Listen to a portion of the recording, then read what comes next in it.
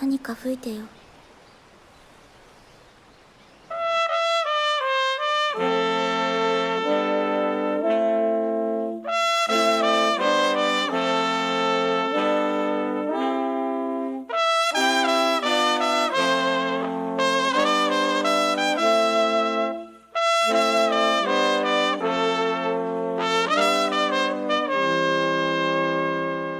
Kumiko Omae is a master of persuasion.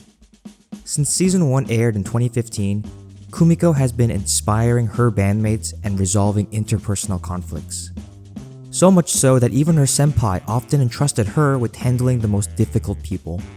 She's not always the final arbiter, she experiences plenty of hiccups along the way, but without a doubt, Kumiko's superpower is her empathy and ability to move people. It's what made her a great friend in season 1, and nearly a decade later, it's what made her a successful band president. Now, not every attempt was an immediate success. In season 2, Kumiko has the momentous task of convincing Vice President Asuka Tanaka to return to the band. Asuka has cryptically avoided explaining herself, resulting in students from every year to rely on first-year Kumiko to convince Asuka where everyone else had failed. And while we now know that Kumiko's emotional plea swayed Asuka in the end, Kumiko's first attempt didn't go nearly as well. So why talk about Kumiko's defeat over her triumph? Why, the cinematography, of course. Out of all the episodes in season 2, episode 9 caught my eye for its religious analogies, adorable character acting, and this conversation between Asuka, Kumiko, and the table. We start with the few establishing shots of Asuka's home. Their home is a traditional Japanese one, complete with tatami floors, shingled roofs, and portraits of their ancestors. We already know Asuka's mom is quite strict about Asuka's education, and the pictured family members portray her mother as the type of person who believes in respecting your elder. Compared to Kumiko's more modern apartment, Asuka's house feels like a relic of time. Their differences in upbringing are also emphasized in Kumiko's unfamiliarity with the sitting etiquette compared to Asuka.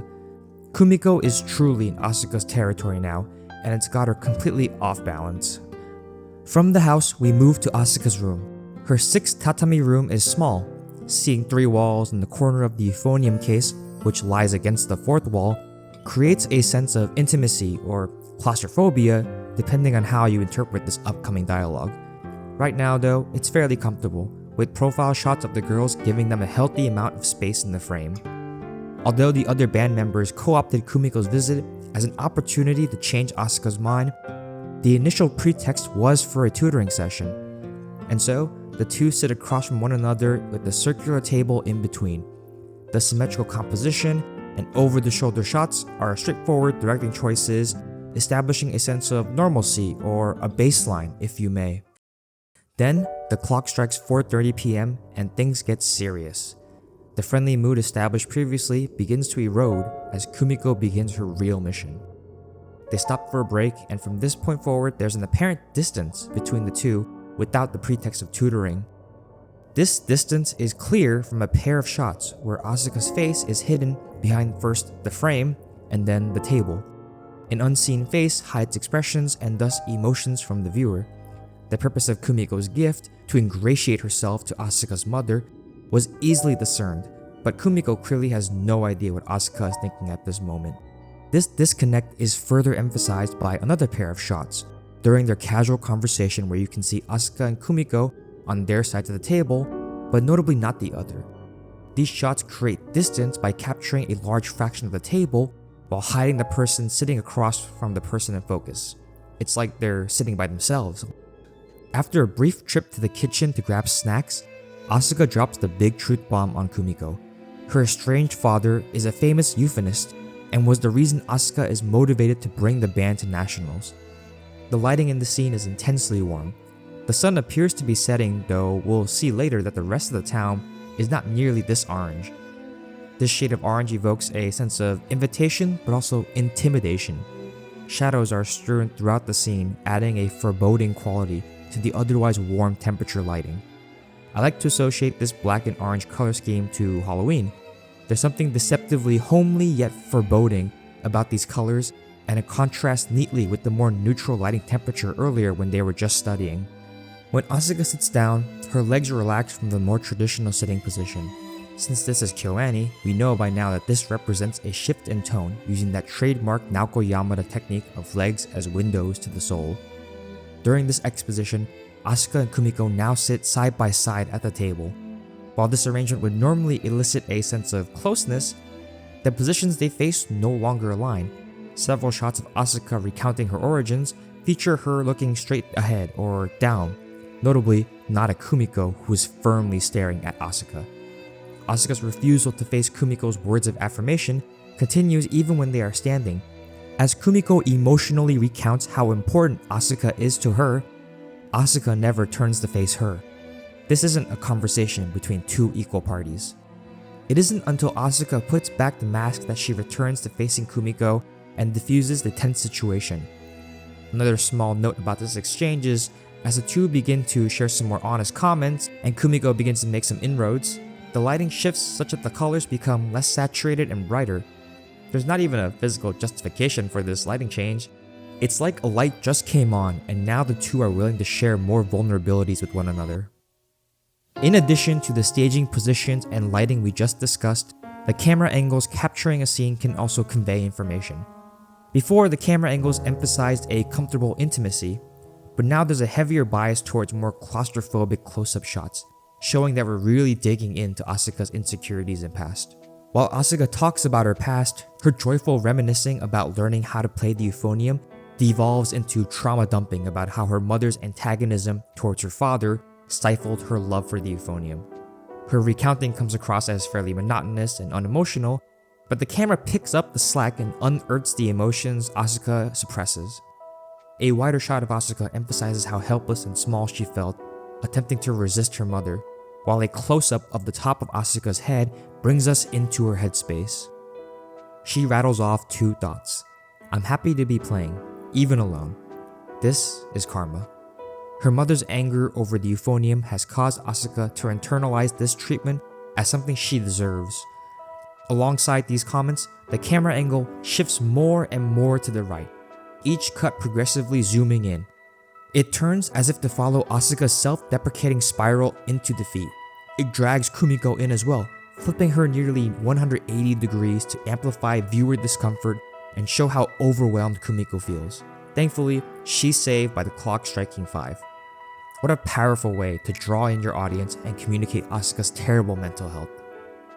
Scattered throughout these cuts are fun visual symbols as well. There's the cute cat design on the cups from Kaori, which gave Kumiko the smallest encouragement. Hang in there, girl. Then there's the very straightforward shot of Asuka's shoes pictured next to her mom's as Asuka compares her mother to shackles. A reminder that this situation is not one Asuka can run away from. But one visual symbol that's been stuck in my head for the longest time are these cookies. I don't believe these cookies have any particular significant meaning, but they are a turning point for Asuka to begin explaining herself. It's only once the cookies come out that Asuka unveils her dad's identity. The cookies continue to be the center for several cuts, all at times when Asuka is describing her family.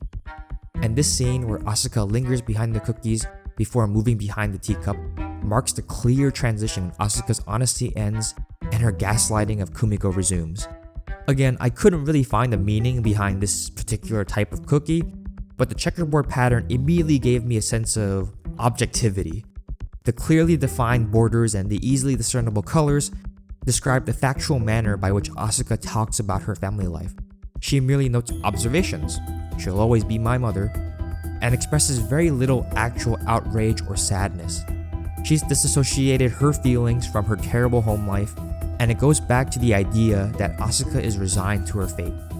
These aren't mutable circumstances that are worth being upset over, they are facts, black and white. Well, maybe the symbol isn't nearly as fun as I made it out to be. The episode ends with Asuka and Kumiko going to the riverside, where Asuka plays that gentle song Kumiko loves so much. Though you may have thought the sun was well on its way under the horizon earlier, the more neutral lighting outside suggests otherwise. The wide shots of the two sitting on the riverbank creates a sense of openness. Instead of being constrained by that 6 tatami room and that pesky table, The two euphonists can share an intimate moment free of their obligations to band members and family. The dialogue flows much more freely and expressively. Asuka remarks how Kumiko is so much like a euphonium, in contrast to herself. Someone being like a euphonium is representative of someone who is supportive of others. That's the role of the euphonium and the base section generally, and something Kumiko has emphatically embodied across the arcs in these 2 seasons so far. This also circles back to her strong belief in karma, that someone so selfish and unsupportive does not deserve to have someone so kind by her side. This comment was foreshadowed by those establishing shots of her home. Notice the Buddhism-inspired architecture elements like the concave tiling on the roof, the stone lantern in the garden, and the bonsai tree and crane symbols present in the Ranma. And suddenly there's a phenomenally sensible structure and reason behind Asuka's behavior and refusal to return to the band. Asuka's mother, pressured by her divorcee status and Buddhism upbringing, aggressively guides Asuka to enlightenment. But there's little space for Asuka to pursue what she wants in the path forged by her mother. And the one time she tries results in a fight so bad that Asuka now limits herself and her wants to a smaller circle orbiting around her mother's vision. Asuka has already relinquished control over her situation, and it's depicted strongly in both her dialogue and the home she grew up in. And as the cinematography has made clear, that is not a comfortable house to live in. It makes the transition to the riverbank even more cathartic. Finally, Asuka admits that this euphonium-like behavior is why Asuka could only open up to Kumiko. Outside of that stuffy, traditional home filled with the memories and hostilities of her family, Asuka, sitting on an open riverside bank with nothing between or in front of the 2 characters, can finally ask Kumiko to save her. Not to say that the climactic face-off between Asuka and Kumiko doesn't have its fair share of cinematic elements, but the delivery of this confession from Asuka is built up so assertively and meticulously. Background to foreground, top-down angles to close-ups, this sequence of scenes punches the viewer in the gut to answer their questions on why Asuka is quitting the band and all the history and baggage that has led to this decision. Even if I'm reaching at some points, it's hard to deny the purposefulness with which episode director Taichi Ishidare wielded this episode. It goes to show that even those penultimate setup episodes can leave lasting impressions with proper direction.